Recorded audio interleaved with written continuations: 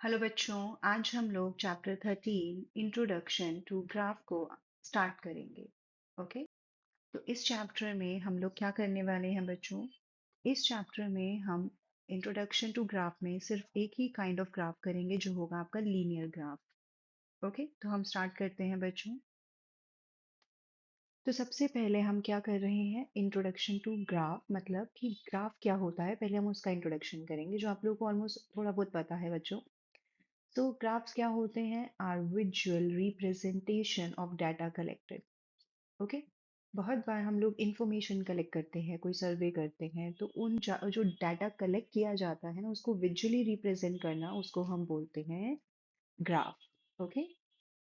Data can also be presented in the form of a table. Okay. So जो हम data collect करते हैं हम उसको टेबल की फॉर्म में रिप्रेजेंट कर सकते हैं, ग्राफिकली रिप्रेजेंट कर सकते हैं।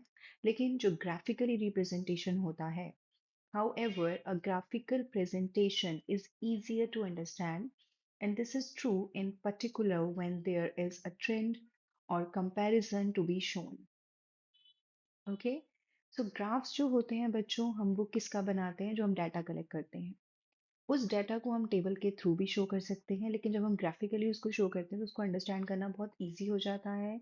उसका कंपैरिजन बहुत ईजी हो जाता है किसी और इन्फॉर्मेशन, मतलब सेम काइंड ऑफ इन्फॉर्मेशन के साथ। ओके। तो उसका पर्पस क्या होता है ग्राफ का पर्पस यही होता है कि हमारे जो न्यूमेरिकल फैक्ट्स होते हैं, जो हमारे डाटा हम कलेक्ट करते हैं, उसको विजुअली हम रिप्रेजेंट कर सकें ताकि उसको क्विकली अंडरस्टैंड किया जा सके। ओके। अब हम आगे दो ग्राफ पढ़ेंगे, लीनियर ग्राफ और बार ग्राफ। तो अब लीनियर ग्राफ क्या होता है वो पढ़ते हैं बच्चों। Okay. Linear graph is a line graph. आप ये ग्राफ देख रहे हैं राइट में, जो कैसे जा रहा है ये जो ग्राफ है ये स्ट्रेट लाइन से बना हुआ है। ओके। हमारे पास डाटा होता है, पॉइंट्स होते हैं, हम पॉइंट्स को प्लॉट करते हैं और उन पॉइंट्स को फिर हम एक दूसरे के साथ ज्वाइन कर देते हैं, जिससे हमें कुछ ऐसी स्ट्रेट लाइंस मिलती हैं। और ये जो स्ट्रेट लाइंस होती है ना बच्चों, ये अनब्रोकन लाइन है। तो ऐसी अनब्रोकन लाइन जो आपको एक कंटिन्यूअसली स्ट्रेट लाइंस दे रही हैं, लेकिन ये कहीं पर भी बीच में ब्रेक नहीं कर रही हैं। ब्रेक करने का मतलब है कि मैंने यहाँ से ऐसे ग्राफ बनाया, अब मैंने यहाँ से शुरू कर दिया, नहीं, बीच में ये ब्रेक हो गया। ओके। यहाँ पर देखो, आप एक कंटिन्यूअसली ऐसे चलता जा रहा है। तो ऐसे ग्राफ को हम क्या बोलते हैं? Linear graph means line graph. A line graph displays data that changes continuously over period of time. Okay. So line graph क्या है? एक डाटा डिस्प्ले करता है जो कंटिन्यूसली चेंज हो रहा है over period of time. Continuously आप देख रहे हो बच्चों, जो मैंने अभी आपको बताया ऐसे। ओके। अब हम ग्राफ को बनाते कैसे हैं ये आपको पता होगा। ये जो होती है बच्चों, ये होती है हॉरिजॉन्टल लाइन। ओके। और ये होती है वर्टिकल लाइन। ओके। सो हॉरिजॉन्टल लाइन को हम बोलते हैं एक्स एक्सिस, और ये जो वर्टिकल लाइन होती है इसको हम बोलते हैं वाई एक्सिस। ओके। अब इस हॉरिजॉन्टल लाइन पे हम लोगों ने क्या रिकॉर्ड किया है बच्चों? टाइम। और इस वाई एक्सिस यानी वर्टिकल लाइन पे हमने रिकॉर्ड किया है टेम्परेचर। तो आप देख सकते हो आपके पास यहाँ पे चार टाइम्स दे रखे हैं, 6 AM, 10 AM, 2 PM और 6 PM। और चारों ही टाइम के बीच में अगर आप देखोगे तो 4 4 आवर्स का गैप है। तो अब हम इसको कैसे स्टार्ट करेंगे? यहाँ पर आप एक्स एक्सिस पर ये चार टाइम्स ले लोगे, क्योंकि आप देख सकते हो बच्चों ये 6 AM है, फिर AM है, और फिर PM है, और फिर 6 PM है। ओके। तो पहले हम 6 AM लेंगे, then 10 AM, then 2 PM and then 6 PM। Okay. अब आप यहाँ पर देखो, आपको टेम्परेचर दे रखा है 37, 40, 38, 35। तो मिनिमम सबसे छोटा आपके पास कौन सा है बच्चों? 35, और सबसे बड़ा है 40। तो आप यहाँ पे देखो, इन्होंने 30 से स्टार्ट किया है और फिर 2 2 का गैप ले रखा है ताकि हम अच्छे से अपने डाटा को शो कर पाएं। ओके। तो आप जब ग्राफ बनाते हो तो वो इतना मतलब लाइक ऐसे नहीं होना चाहिए कि उसमें आप वैल्यूज ही नहीं दिख रही हैं, या इतना भी बड़ा नहीं होना चाहिए कि आपने बहुत ज़्यादा स्पेस ले लिया है। ओके। सो उसको ध्यान से आपको बनाना है, ध्यान से आपको उसका ये गैप लेना है। अब यहाँ पर आप एक ये साइन देख रहे हो बच्चों, इसको बोलते हैं किंक का साइन। ये साइन हम कब बनाएंगे? जब हम ये जो डिस्टेंस है वो अनइक्वल होगा। यहाँ पर तो देखो 30 का गैप है और यहाँ पे 2 2 का गैप है, तो आगे का गैप सेम है, लेकिन ये जो गैप है वो 30 का है, इसीलिए जब अनइक्वल होगा तो आपको किंग का साइन बनाना होगा। अब 6 AM के कॉरिस्पॉन्डिंग 37 वैल्यू है, तो आप देख सकते हो 36 और 38 के बीच में ये जो मिडल नंबर है ये 37 होगा। क्यों? क्योंकि हमने दो दो का गैप लिया है। तो यहाँ पर आप एक पॉइंट प्लॉट कर दोगे। फिर 10 AM के कॉरिस्पॉन्डिंग 40 है, आप वहाँ पे पॉइंट प्लॉट कर दो। 38 के कॉरिस्पॉन्डिंग कितना है? 2 PM, तो 2 PM से ऊपर जाओ और 38 यहाँ पे आपको मिलेगा। देन 6 PM के कॉरिस्पॉन्डिंग है 35, तो 6 से आप ऊपर की तरफ जाओ और ये वाला पॉइंट कौन सा है? 35। तो यहाँ पे आप डॉट लगा दोगे और अब इन डॉट्स को आप स्केल से ज्वाइन कर दोगे तो आपको ये ग्राफ मिलेगा और इसी को बोलते हैं लीनियर ग्राफ। ओके, अब हम आगे करते हैं बच्चों। अब हम एक्सरसाइज स्टार्ट करेंगे। अब इस पे आपको कैसे कैसे क्वेश्चंस आ सकते हैं बेस्ड। पहला क्वेश्चन आप देख रहे हो, आपको ग्राफ गिवन होगा, आपको उसमें से उससे रिलेटेड क्वेश्चंस पूछे जाएंगे जिसके आपको आंसर्स देने हैं, या फिर बच्चों आपको ग्राफ बनाने को आएगा। ओके, तो ऑब्वियसली ग्राफ बनाने को तो आपको आएगा ही आएगा। ओके, तो यहाँ पर सबसे पहला क्वेश्चन है हमारे पास, the following graph shows the temperature of a patient in a hospital recorded every hour. Okay, so यहाँ पर आप देख सकते हो हर एक घंटे का टेम्परेचर रिकॉर्ड किया हुआ है, 9 बजे, 10 बजे, 11 AM, 12 Noon, 1 PM, 2 PM and 3 PM। और यहाँ पे आप देख सकते हो टेम्परेचर दे रखा है। अगेन ये जो गैप है 34 का है, और उसके बाद आप देख सकते हो 1 1 का गैप है। ओके, इसीलिए यहाँ पे एक किंग का साइन बनाया हुआ है। ओके, अब हमसे क्वेश्चन में पूछा गया है what was the patient temperature at 1 PM। तो आप देख सकते हो टेम्परेचर जो टाइम है वो एक्स एक्सिस पर है बच्चों, और जो टेम्परेचर है वो वाई एक्सिस पर है। तो हमें 1 बजे कितना टेम्परेचर है वो बताना है, तो आप इस टाइम में से 1 बजे पे जाओ। ओके, ये है आपका 1 PM। अब इससे आप ऊपर की तरफ जाओ जहां तक आपको लाइन मिलती है, ग्राफ मिलता है, यहाँ पे हमें मिल रहा है। अब इसके कॉरिस्पॉन्डिंग वाई एक्सिस पे ऐसे इधर आपको अक्रॉस इधर वैल्यू पे जाना है। ओके, और जब आप यहाँ पर जाओगे तो ये वाला जो पॉइंट होगा ना, ये आपको टेम्परेचर का आंसर देगा। तो आप देख सकते हो 36 और 37 के बीच में ये मिडल लाइन है, तो इसका मतलब ये वैल्यू हो गई 36.5। ओके बच्चों, इसीलिए अब इसका जो आंसर आएगा वो आएगा 36.5। नेक्स्ट है when was the patient temperature 38.5 degree Celsius. तो अब हमें टेम्परेचर गिवन है और हमें टाइम बताना है, तो टेम्परेचर हमारा वाई एक्सिस पर है, तो आप पहले वाई एक्सिस पर 38.5 ढूंढो। सो 38.5 कहाँ पर है बच्चों? 38 और 9 के बीच में ये। यहाँ से ऐसे कॉरेस्पॉन्डिंग ग्राफ की तरफ जाओ और देखो आपको कौन सा पॉइंट मिलता है, ये वाला पॉइंट। और अब इससे आप नीचे की तरफ जाओ तो आप देखोगे कि टाइम कितना है? 12 बजे। इसका मतलब 12 बजे जो है वो टेम्परेचर था आपका 38.5 डिग्री सेल्सियस। नेक्स्ट करेंगे, the patients temperature was the same 2 times during the given period and what were these 2 times। तो जो पेशेंट का जो टेम्परेचर है बच्चों, वो दो टाइम पर एक ही टेम्परेचर है, तो वो कौन सा पीरियड है वो आपको बताना है, और वो दोनों टाइमिंग्स आपको बतानी है। ओके, तो आप देख सकते हो कि ये वाला पॉइंट और ये वाला पॉइंट सेम है, मतलब यहाँ पे टेम्परेचर चेंज नहीं हो रहा है। ओके, तो यहाँ पर ये कौन सी टाइमिंग है बच्चों? 1 PM एंड 2 PM। तो आंसर आएगा 1 PM and 2 PM। Next, what was the temperature at 1:30 p.m. and how did you arrive at your answer? Okay, अब 1:30 PM पे टेम्परेचर निकालना है, तो 1:30 कहाँ होगा बच्चों? 1 और 2 के बीच में ये मिडल वाली लाइन। ओके, क्योंकि ये पूरा 1 से 2 मतलब 1 घंटा, तो ये जो बीच में एक लाइन जा रही है इसको आप 30 मिनट्स ले लोगे तो ये 1:30 का टाइम होगा। इससे आप ग्राफ के ऊपर की तरफ जाओ जहां तक आपको लाइन दिख रही है, और फिर यहाँ पे लेफ्ट में आओ, इधर यहाँ से इसको ऐसे ज्वाइन कर दो, और ये वाला टाइम देखो क्या है, ये टेम्परेचर देखो क्या है। ये टेम्परेचर 36 और 37 के बीच में है, मिडल लाइन है, तो ये होगा बच्चों 36.5। ओके, अब हम नेक्स्ट करेंगे। अब हमारे पास है during which period did the patients temperature showed an upward trend. Upward मतलब कि आपका जो ग्राफ है वो सिर्फ ऊपर की ही तरफ ही जा रहा है। तो आप ये देखो, यहाँ से ग्राफ ऊपर की तरफ जा रहा है, यहाँ से ऊपर की तरफ जा रहा है, लेकिन इसके बाद से अगर आप देखो तो अब ये नीचे की तरफ जा रहा है, लेकिन फिर यहाँ से ऊपर की तरफ जा रहा है।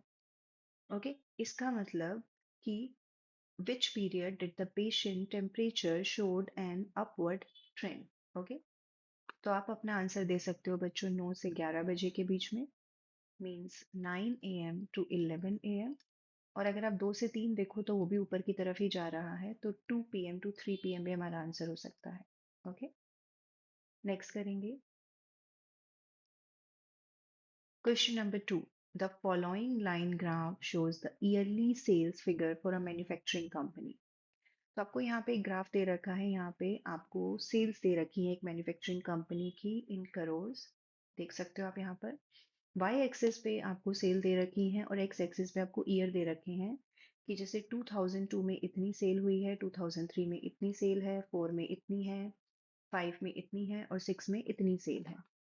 ओके, अब हमें ये आंसर्स देने हैं बच्चों। हमसे पूछा गया है what were the sales in 2002, तो हम अपने पहले आंसर्स ही निकाल लेते हैं ताकि हमारे लिए आंसर्स देना इजी रहे। ओके, 2002 में आप ये देखोगे, ये लाइन है, इसके कॉरेस्पॉन्डिंग ये है, तो कितनी सेल्स है, 4 crore.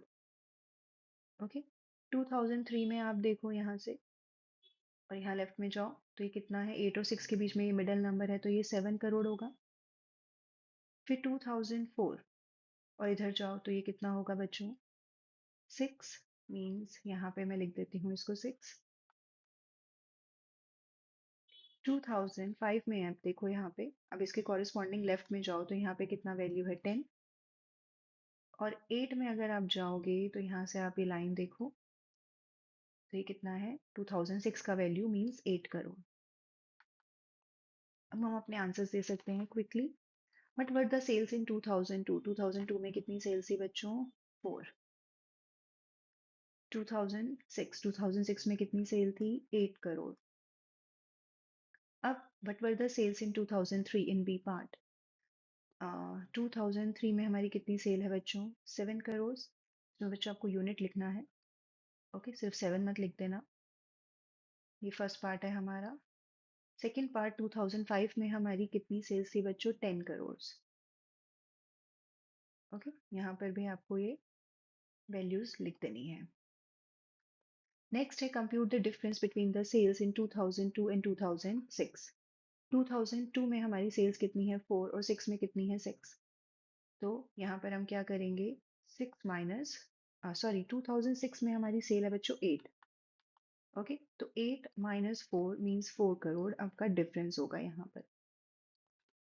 In which year was there the greatest difference between the sales as compared to its previous year? Okay, वैसे हम इसको ग्राफिकली भी देख सकते हैं, लेकिन अगर आप ये वाला डिफरेंस लोगे तो 7 - 4 कितना आएगा, 3। ये वाला डिफरेंस लोगे तो सिर्फ 1 आ रहा है बच्चों। ये वाला डिफरेंस लोगे तो ये 4 आ रहा है, और ये वाला डिफरेंस लोगे तो 2 आ रहा है। तो सबसे ज्यादा डिफरेंस सेल में पिछले साल से कंपेयर करने पर कौन से साल में है वो आपको बताना है। तो आप देख सकते हो कि 2005 में 10 - 6 हमें कितना मिला, 4, तो ये सबसे ज्यादा डिफरेंस है। तो आंसर आएगा 2005। ओके, अब हम नेक्स्ट करेंगे। For an experiment in botany, two different plants, plant A and plant B, were grown under similar laboratory conditions. Their heights were measured at the end of each week for 3 weeks. Okay? तो यहाँ पर कुछ दो different plants के ऊपर experiments किए गए हैं और उनकी हाइट मेजर की गई है at the end of each 3 week. हर 3 वीक के बाद दोनों प्लांट की हाइट में जो चेंजेस आए हैं उसको यहाँ पर शो किया गया है। आप देख सकते हो बच्चों, यहाँ पर है फर्स्ट वीक, देन है सेकेंड वीक, देन है third week on X axis. Y axis पे आपको हाइट दे रखी है प्लांट की इन सेंटीमीटर। ओके, अब ये जो डॉटेड वाला है ये आपका प्लांट ए है और जो स्ट्रेट वाला है वो है प्लांट बी। अब हमसे पूछा गया है how high was plant A after 2 weeks and after 3 weeks. तो प्लांट ए, मतलब जो डॉटेड वाली लाइन है, आपको उसको चेक करना है बच्चों की 2 वीक के बाद उसकी हाइट कितनी हो गई है। तो आप यहाँ पे देखो 2 वीक हमारे पास ये है, यहाँ से आप ऊपर जाओ और दोनों ही लाइन एक ही पॉइंट पे मीट कर रही हैं, और यहाँ से कॉरेस्पॉन्डिंगली जब आप इसको ज्वाइन करोगे तो आपको वैल्यू मिलेगी ये 7, 6 और 8 के बीच में। ओके, तो इसका आंसर क्या होगा बच्चों, 7 सेंटीमीटर।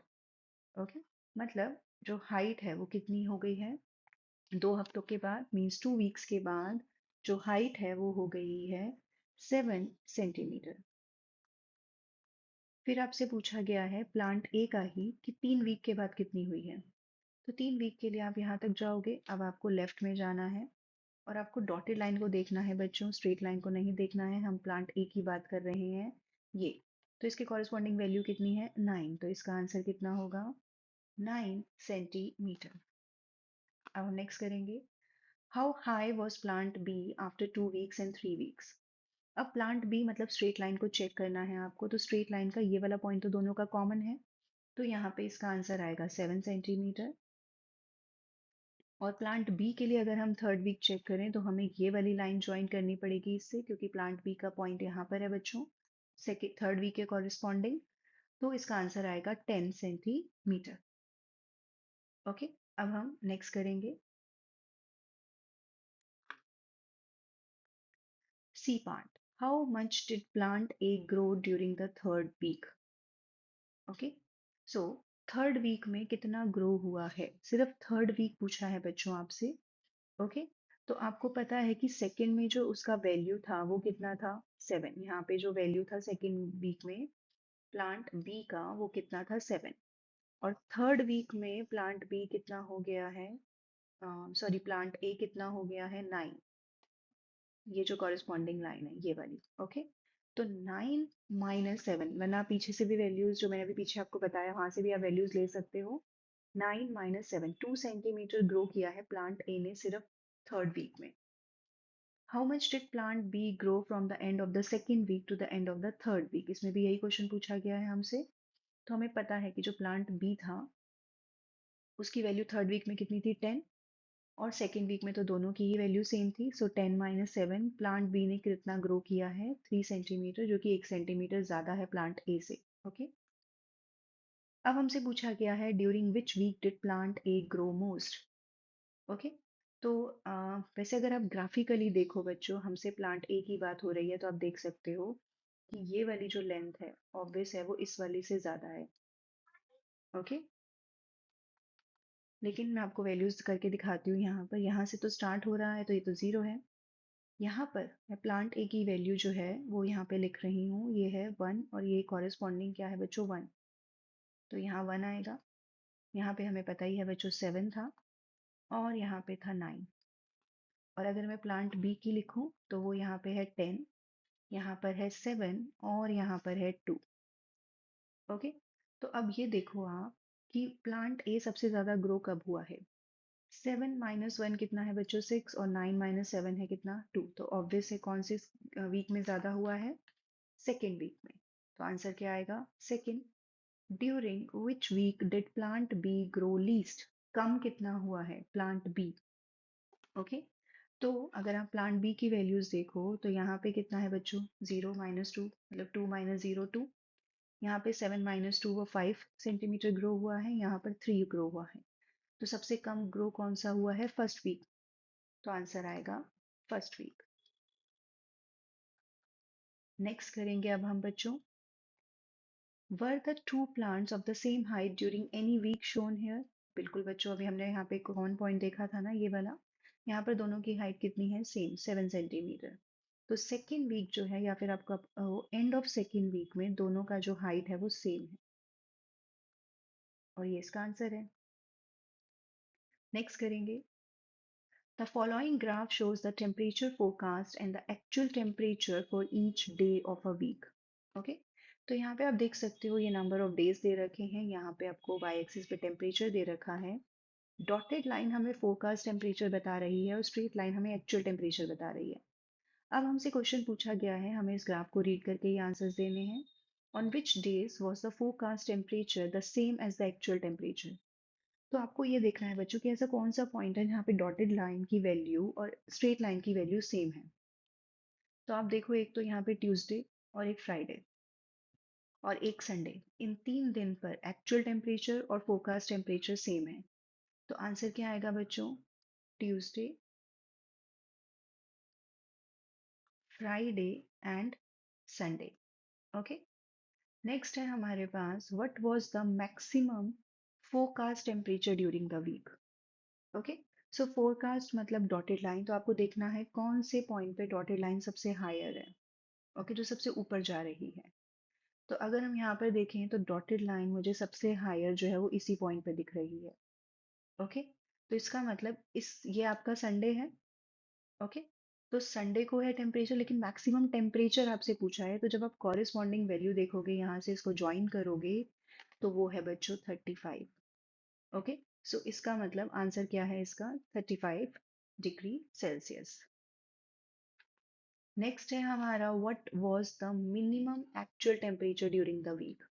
एक्चुअल टेम्परेचर मतलब स्ट्रेट लाइन देखनी है अब आपको, और आपको देखना है कि आपकी स्ट्रेट लाइन सबसे नीचे कौन से पॉइंट पर जा रही है। तो यहाँ पर जो स्ट्रेट लाइन है वो दोनों इस पॉइंट पे सेम है। तो इसके कॉरेस्पॉन्डिंग अगर मैं नंबर देखूँ तो वो है 15। इसका मतलब जब 15 डिग्री सेल्सियस टेम्परेचर है वो मिनिमम टेम्परेचर है इस वीक में। अब हमारे पास है, on which day did the actual temperature differ the most from the forecast temperature? आप सारी कॉरेस्पॉन्डिंग वैल्यूज निकाल के देख सकते हो बच्चों। ओके। हमें ये बताना है कि, मैं पहले इसको रब कर देती हूँ।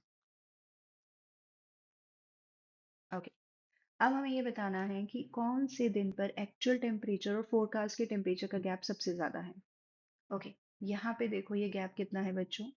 देखो ये 20 और 15 के बीच में है, तो यहाँ पे 2.5 लेंगे हम, क्योंकि मिडल नंबर आपको 17.5 मिलेगा। तो यहाँ पे अप्रोक्सीमेटली 2.5 का गैप है। यहाँ पर बिल्कुल भी गैप नहीं है बच्चों, दोनों एक साथ मीट कर रहे हैं। यहाँ पर गैप देखो कितना है, एक बॉक्स 2.5 है, तो ये 5 का गैप है यहाँ पे। यहाँ पर एक बॉक्स 2.5 है, तो ये एक्चुअली में 7.5 का गैप है।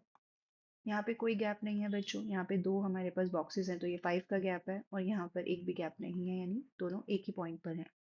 तो सबसे ज्यादा गैप हमें कहाँ पर मिल रहा है? यहाँ पर 7.5।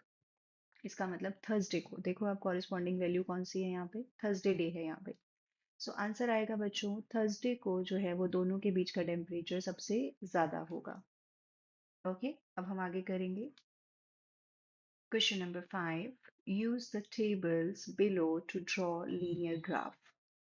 The number of days a hillside city received snow in different years.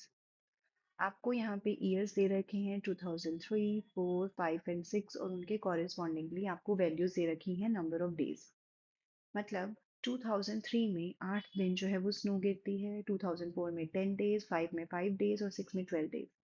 जो आपको ईयर दे रखे हैं वो आपको यहाँ पे इस एक्सिस पे लेने हैं बच्चों, और जो आपको डेज दे रखे हैं उसको हॉरिजॉन्टली आप वाई एक्सिस पे लिखोगे। अब हम यहाँ पे एक एक ब्लॉक ले लेंगे। इसके कॉरेस्पॉन्डिंग मैं यहाँ पे लिखूंगी 2003।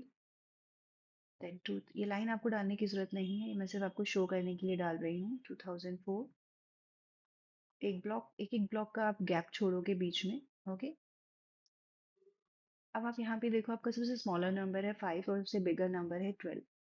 ओके। तो ग्राफ में जो गैप हमें वाई एक्सिस पे लेना है वो इस तरीके से लेना है कि हम अपने गैप को अच्छे से, अपने ग्राफ को अच्छे से शो कर सकें। ऐसा नहीं होना चाहिए कि आपका ग्राफ बहुत ही छोटा दिख रहा है या बहुत ही बड़ा दिख रहा है। ओके।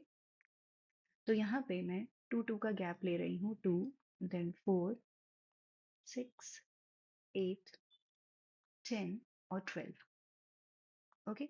अब 2003 के कॉरेस्पॉन्डिंग आपके पास क्या है बच्चों? 8। तो 2003 है आपके पास। ओके। ये थोड़ा सा इसको मैं यहाँ मिडल में ले रही हूँ बच्चों, यहाँ से ले रही हूँ मैं। ओके। ये आपका 2003 होगा। ओके। मैं एक बार इसको दोबारा लिख देती हूँ ताकि आप कंफ्यूज ना हो जाओ। और एक काम करते हैं, हम यहाँ पे दो दो यूनिट्स का गैप लेते हैं इसको में, ताकि आपको ग्राफ अच्छे से दिखे। ये है 2003, 2004, 2005, 2006। ओके। अब 2003 के कॉरेस्पॉन्डिंग है 8, यहाँ पे आप डॉट लगा दोगे। 4 से आप ऊपर की तरफ जाओगे और 10 के सामने डॉट लगा दोगे। 5 से आप ऊपर की तरफ जाओगे, अब यहाँ पर देखो 4 और 6 के बीच में एक का गैप है, तो यहाँ पे आप ऊपर जाके जो मिडल लाइन होगी ना वहां पर आप इसको ले लोगे, वो आपको 5 देगा। 6 से ऊपर की तरफ जाओगे तो यहाँ पे आपको 12 मिलेगा। और अब आप इसको स्केल से ऐसे स्ट्रेट लाइन ऐसे ज्वाइन कर दोगे। मैं ऐसे ज्वाइन कर रही हूँ बच्चों, आप स्केल से करोगे। ओके। और ये हमें मिल चुका है हमारा ग्राफ, और ये है हमारा लीनियर ग्राफ। ओके बच्चों, नेक्स्ट करेंगे। population in thousands of men and women in a village in different years. तो यहाँ पे हमें ईयर दे रखे हैं, नंबर ऑफ मेंस की वैल्यूज है, नंबर ऑफ वुमेन्स दे रखे हैं कॉरेस्पॉन्डिंग ईयर्स में। इसको हमें यहाँ पे शो करना है बच्चों। तो यहाँ पे हमारे पास दो इन्फॉर्मेशन हैं। ओके, तो पहले हम यहाँ पर इसको एक्स ले लेते हैं, इसको वाई ले लेते हैं। यहाँ पे नीचे हम लेंगे ईयर, यहाँ पे आप लिखोगे पॉपुलेशन और ब्रैकेट में लिखोगे इन थाउजेंड हॉरिजॉन्टली। ब्रैकेट में आपको यूनिट लिखनी बहुत ज़रूरी है बच्चों। ओके, और जैसे मैंने पीछे क्वेश्चन में यहाँ पे 2 यूनिट्स का गैप लिया था ना, तो आप ऐसे लिख सकते हो that 1 unit is equal to जो भी है। जैसे मैं आपको पीछे क्वेश्चन पे दिखा देती हूँ, यहाँ पर 1 यूनिट जो है वो एक एक ईयर का गैप है। ओके, 3 फिर 4 फिर 5 फिर 6। ओके, अब यहाँ पर हम क्या करेंगे, अब हमारे पास हमें लेने हैं नंबर ऑफ मेन और number of women. Number of main को हम स्ट्रेट लाइन से दिखा देंगे बच्चों, और वुमेन को हम डॉटेड लाइन से दिखा देंगे। लेकिन अब हमें यहाँ पर नंबर्स कैसे लेने हैं, यहाँ पे देखो सारे ही नंबर 12 और 13 के अराउंड है, 11 और मैक्सिमम नंबर 13.5 13.6। तो हम यहाँ पे क्या करते हैं, हम यहाँ पे लेते हैं 0। ओके, और यहाँ पे मैं ले लेती हूँ इसको 11, यहाँ पे मैंने 2 यूनिट्स में ले लिया इसको 12, और यहाँ पे ले लिया मैंने 13, और ये बच्चों इसको मैं थोड़ा ऊपर तक ले जाती हूँ, ये हो गया मेरा 14। ओके, अब हम इसको ड्रॉ करेंगे, और यहाँ पे हम बना देंगे किंग का साइन जो मैंने अभी आपको बताया था, क्योंकि यहाँ पे गैप जो है वो इक्वल नहीं है। ओके, क्योंकि 11 के बाद 1 1 का गैप है। अब हम यहाँ पे 2003, हमारे पास 5 ईयर्स हैं बच्चों, तो यहाँ पे भी मैं दो दो के बीच में दो दो ब्लॉक छोड़ के एक एक ईयर लूंगी। गैप हमेशा इक्वल होना चाहिए बच्चों। 4 5 6 7। ओके, अब 2003 में पहले हम नंबर ऑफ मेन के लिए बनाएंगे, कॉरिस्पॉन्डिंग वैल्यू है 12, तो आप ऊपर की तरफ जाओगे तो आपको यहाँ पे 12 मिलेगा।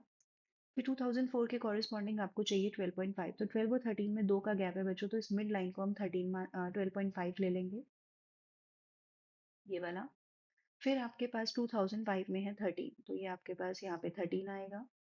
फिर 2006 में है 13.2, तो आप देखो ये 13.5 होगा, तो ये 13 बीच में आपके पास 13.25 होगा। तो आप इसको थोड़ा सा इससे नीचे ले लोगे, अप्रोक्सीमेटली यहाँ पे आपको मिलेगा। ओके,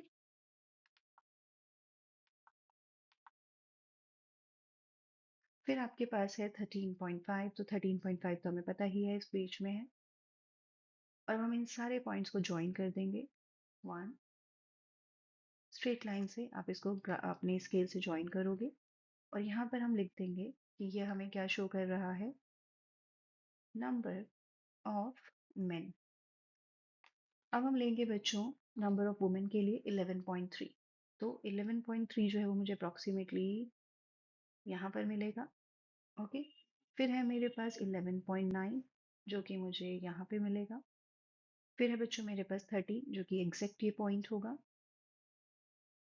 फिर है 13.6, तो थोड़ा सा वो यहाँ पर मिलेगा मुझे। और फिर है मेरे पास 12.8, तो 12.8 मुझे यहाँ पे मिलेगा। ओके, क्योंकि यहाँ पे कितना होगा 12.5, तो उससे थोड़ा सा आपको ऊपर, लेकिन 13 से लेस आपको 12.8 मिलेगा। अब आप इन पॉइंट्स को ऐसे ज्वाइन कर दो, कोई भी पॉइंट मिस नहीं करना है बच्चों, ध्यान से करना है। ओके, और अब ये हो गया है नंबर ऑफ वुमेन, और ये हमारा ग्राफ कंप्लीट हो गया है। ओके, अब हम नेक्स्ट करेंगे। A courier person cycles from a town to a neighboring suburban area to deliver a parcel to a merchant. His distance from the town at different times is shown by the following graph. What is the scale taken for the time axis? तो आपको यहाँ पर एक courier person जो cycle एक town से दूसरे town में जो विजिट करता है और पार्सल डिलीवर करता है, उसका डिस्टेंस और डिफरेंट डिफरेंट टाइम आपको गिवन है। ये हमारा एक्स एक्सिस होता है बच्चों, ये वाई एक्सिस होता है। आप देख सकते हो यहाँ पे हमारे पास टाइम है और यहाँ पे हमारे पास डिस्टेंस है। तो हमसे क्वेश्चन में पूछा गया है what is the scale taken for the time axis, तो टाइम एक्सिस किस पे लिया गया है बच्चों, एक्स एक्सेस पे, तो यहाँ पे आप स्केल देखो कितना है, 1 2 3 4, 4 आपने यहाँ पे बॉक्सेस ये छोड़ रखे हैं, और हर एक के बीच में 1 1 घंटे का गैप है। इसका मतलब 4 यूनिट्स हैं यहाँ पे जो 1 घंटे को यानी 1 आवर को रिप्रेजेंट कर रही है। ओके बच्चों, next, how much time did the person take for the travel. Okay, तो टोटल टाइम उसने कितना लिया है, देखो 1 आवर, 2 3, और ये यहाँ पे जो आप ग्राफ देखोगे ना, आपका ये जो ग्राफ एक्चुअली में खत्म हो रहा है, वो कहाँ पे खत्म हो रहा है बच्चों, ये देखो इस वाले पॉइंट पे,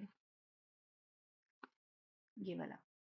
और इस पॉइंट से जब आप नीचे की तरफ आओगे, तो यहाँ पे ये 30 मिनट्स और आपने कवर किए हैं।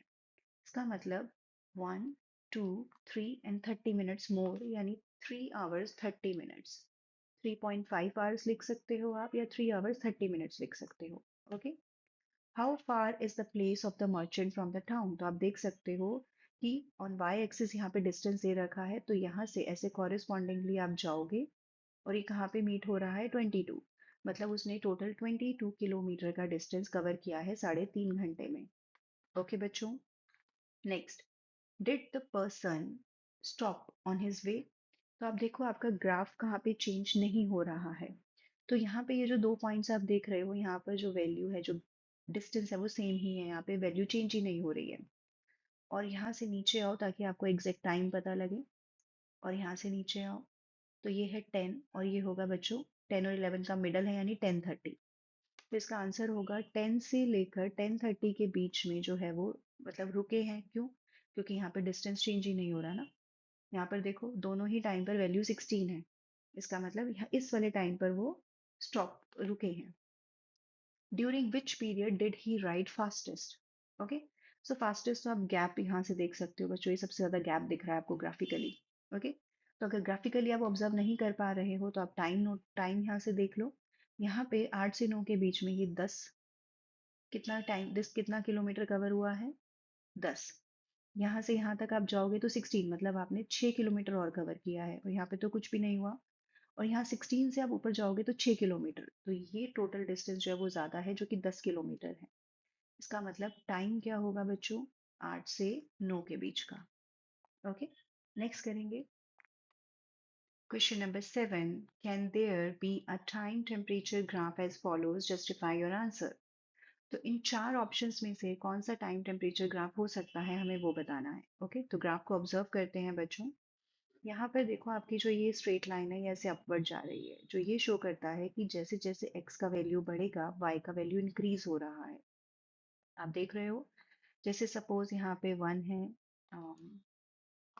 जैसे यहाँ पर कुछ भी ले लेते हैं हम बच्चों, टाइम है, जैसे अभी यहाँ पे 7 AM, 8 AM, 9 10 11, और यहाँ पे टेम्परेचर है अभी 30 40 50 60।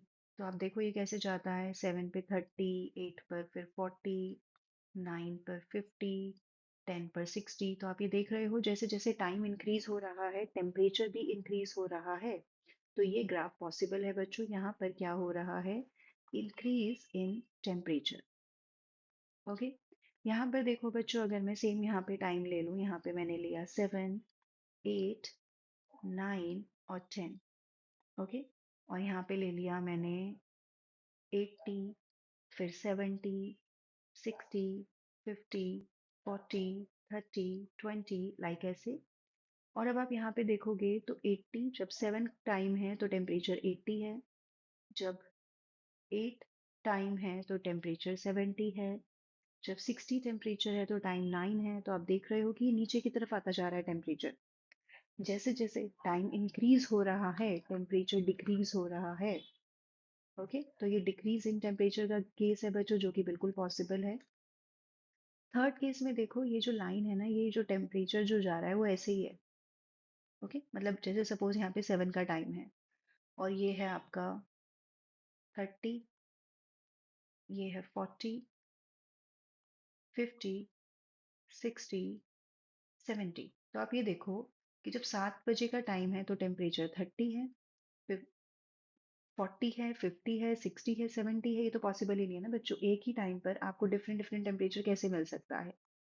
तो ये पॉसिबल नहीं है। ओके, नेक्स्ट देखते हैं।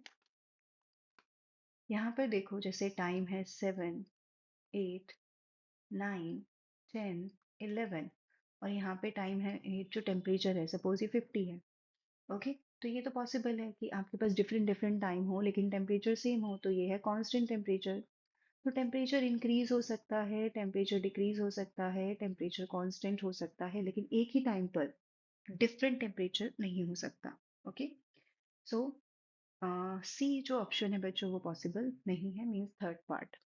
ओके, तो आज हम इतना ही करेंगे, हमने एक्सरसाइज कंप्लीट कर ली है बच्चों। Thank you.